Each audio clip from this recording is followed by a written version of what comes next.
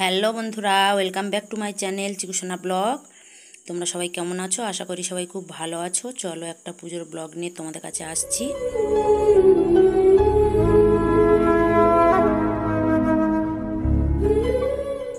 আমার জায়ের বাপের বাড়ি রাধা গোবিন্দের প্রতিষ্ঠা পুজোর পাথরের রাধা গোবিন্দ, সেখানে যাচ্ছি। চলো কি হয় না হয় তোমাদের সাথে শেয়ার করব।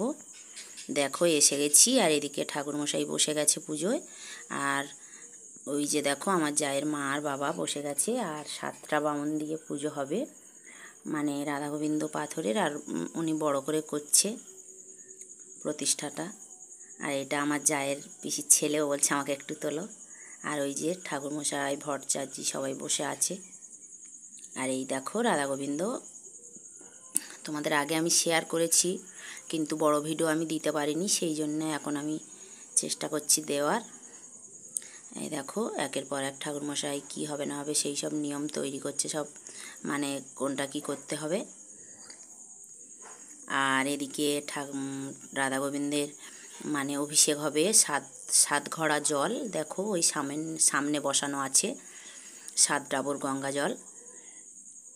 আর এদিকে একটা বামন চণ্ডী পাঠ করছে, একটা ব্রাহ্মণ শিব পুজো করছে, আরও আসবে কেউ নারায়ণ শিলা প্রতিষ্ঠা পুজো করবে। ওই দেখো এই সব সাজানো রয়েছে, একের পর এক ব্রাহ্মণ এসে বসবে। আর ওই দিকে রাধা গোবিন্দ প্রতিষ্ঠার মানে অভিষেক চলছে। আর পিছন দিকে পুজোর মানে যত ভক্ত এসছে তাদের সেবার জন্যে রান্নাবান্না হচ্ছে, ওদিকটা আর ধরতে পারিনি। আর এই দিকে দেখো আর একটা ঠাকুরমশাই এসে বসে পড়েছে, অনেক রকম মানে ফুল পেতেছে নানান রকম। আর এই দেখো 7 ঘড়ার জল বসানো, আবার 7টা ঘট পাতা, সব পিতলের ঘট। আর এই যে আমার জায়ের মা। তারপরে এই দেখো যজ্ঞ হচ্ছে, মানে যেখানে ঠাকুরের স্নান টান করিয়ে দেখো সাজানো হয়ে গেছে। আগে যে এমনি সাজানো ছাড়াই দেখিয়েছিলাম, এখন দেখো সাজানো হয়ে গেছে। আর ওইদিকে যজ্ঞের অন্নপ্রসাদ তৈরি হবে। ওই দেখো যজ্ঞের অন্নপ্রসাদ বসিয়ে দিয়েছে, মানে যজ্ঞের ভাত পায়েস পরমান্ন হবে, ওইটা আগে করে নিচ্ছে, তারপরে যজ্ঞ হবে। ওইটা মানে রাধা গোবিন্দর সেবার প্রসাদ দেবে। ওই দেখো এই ব্রাহ্মণটা করছে, ইনি ভট্টাচার্যি। আর ওই আমার জায়ের বাবা পিছনে দাঁড়িয়ে দাঁড়িয়ে দেখছে। আরও অনেক ভক্ত মানে অনেকের নিমন্ত্রণ করেছে, সবাই এসেছে।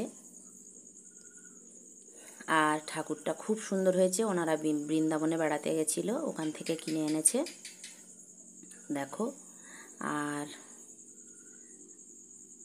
এদিকে দেখো আবার আমার জায়ের মা বাবা আবার আর এসে বসে পড়েছে, চণ্ডীপাঠ হয়ে গেছে। আর ওদিকে হোমটা হয়েছে অনেকক্ষণ ধরে, তোমাদের সাথে অনেকটা সময় হয়তো আমি শেয়ার করতে পারছি, মানে প্রায় দেড় 2 ঘন্টা ধরে হোমটা হয়েছে। অনেক কাঠ পুড়িয়েছে, প্রায় 2 কেজির উপরে ঘি, খুব বড় করে করেছে ওনারা। যজ্ঞের ভাদই দেখো হয়ে গেছে, নামানো হয়ে গেছে। তারপরে এদিকে একটু নিয়ে চলে আসলাম। এই দেখো যত ভক্ত এসেছে সব প্রসাদ মানে খাওয়ার জোগাড় করেছিল, সব নিরামিষ। তারপরে একের পর এক যজ্ঞকুণ্ডে কাঠ দিচ্ছে, আর ওদিকে অন্নটা হয়ে গেছে। আর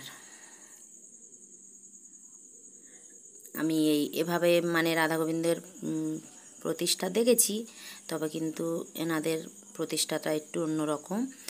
চারিদিকে নারকেল গাছের পাতা জড়িয়ে জড়িয়ে মানে মণ্ডপ মতো তৈরি করেছে, করে তার মধ্যেখানে বেদি করে সেই বেদির উপরে প্রতিষ্ঠাটা হচ্ছে। দেখো 4 কোণায় নারকেল পাতা পেঁচিয়ে পেঁচিয়ে দেওয়া রয়েছে।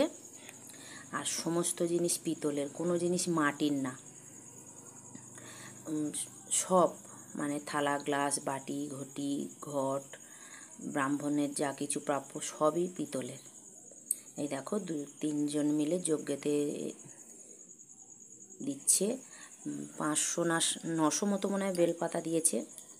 আর তারপরে এদিকে ঘরের পিছনে না খুঁটি পুজো মানে একটা 13 হাত বাঁশ পুঁতে দিয়েছে, দিয়ে সেই গোড়াটায়ও পুজো হচ্ছে। আমার জায়ের বাবা বসেছে আর ঠাকুরমশাই আর আমি।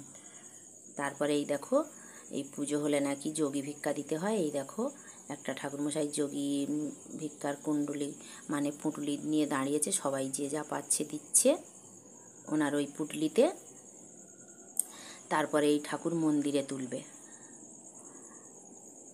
দেখো আবার ঠাকুরের কপালে চন্দন সিঁদুর সব দিয়ে দিচ্ছে। আর তারপরে আমি বাড়ি চলে এসেছিলাম। আবার সন্ধ্যার সময় গেছি, মানে আসার আগে আমি একটু ভিডিও করে এসেছিলাম। এই যে মন্দিরের ভিতরে সব সাজাচ্ছে, তারপরে আবার মন্দিরের ভিতরে পুজো হবে। এই একের পর এক জোগাড় করছে। এটা আমার জায়ের দিদি। তারপরে চলে এসছে, এই দেখো প্রসাদ বিতরণ হচ্ছে সন্ধ্যাবেলা। পুজো হয়ে গেছে, মন্দিরে ঠাকুর তোলা হয়ে গেছে। আর এক থালা পদ্ম ফুল দিয়ে পুজো হয়েছে, অনেকগুলো পদ্ম ফুল। তারপরে করবী ফুল। তারপরে এই দেখো হরিনাম কীর্তনে গিয়েছি, ওনাদের গেটটা কী সুন্দর সাজিয়েছে। আর আমার জায়ের মা সবার বলছে, মানে যে খাওয়ার আয়োজন করেছে ওই প্রসাদ খেয়ে যাবে। তারপরে এই দেখো একটা ছোট্ট বাচ্চা মেয়ে লীলা কীর্তন করেছিল, খুবই ছোট্ট মেয়ে, ক্লাস 7-এ পড়ে, একদম বাচ্চা মেয়ে। তা খুব সুন্দর গানটা গেয়েছে, কিন্তু প্রচণ্ড আওয়াজের জন্য আমি গানটা তোমাদের সাথে শেয়ার করতে পারছি না, ভয়েসটা কেটে দিতে হলো। আমার জায়ের মা ওই যে সবার গলায় মালা দিচ্ছে, মানে সবে দল উঠেছে। আর বাচ্চাটা সবে গান ধরেছে। আর এমনি জায়গাটা খুব সংক্ষেপ, সেই জন্য আমি ছোট ছোটোভাবে ধরেছি। গানের সময় আর মেয়েটা খুব সবে শিখেছে নতুন গান, মানে ওনাদের আত্মীয়র ভিতরে, তবে গানটা খুব সুন্দর গেয়েছে। তারপরে দেখো গান শেষ, সবাই একটু ভজন ধরেছে, নাচানাচি হলো, সবাই একটু লীলা কীর্তনে নাচলে ভালো লাগে। দেখো সবাই আনন্দ করলাম, আমি, আমার জায়ের মা, বোন, কাকি, শাশুড়ি, সবাই যে যেমন গিয়েছি প্রত্যেকে আনন্দ করেছি। একদম আমাদের বাড়ির ধারেই, বাড়ির পাশেই বলতে গেলে হয়, 5-7টা বাড়ির পরে। আর দেখো মেয়েটা কী সুন্দর নাচছে। আর যেহেতু আমি একটু রানিং মানে একটু স্পিড দিয়েছি, কেননা অনেকটা ভিডিও বড় তো, সবাই আনন্দ করছে। দেখো কি সুন্দর। আর যদি এই রাধা গোবিন্দর ভিডিওটা যদি তোমাদের ভালো লাগে, প্লিজ তোমরা সবাই একটু সাপোর্ট করো, পাশে থেকো। আর রাধা গোবিন্দের গানে দুহাত তুলে কৃষ্ণের নাম করে আনন্দ করা যে কতটা আনন্দের, সে তোমরা সবাই জানো কম বেশি। আর দেখো মেয়েটা কী সুন্দর নাচছে, দেখো এই দেখো। আর আমরা প্রত্যেকে যে যেমন পেরেছি সবাই হাত তুলে তুলে আনন্দ করেছি।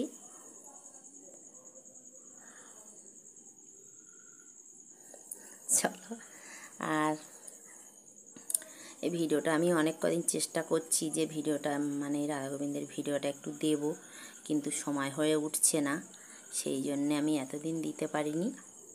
আর তোমরা যারা ভিডিও করো জানো এডিট করতে অনেকটা সময় লাগে, আর আমি করি, ছেলে তো এখন বাড়ি থাকে না। এইটুকুই, টাটা।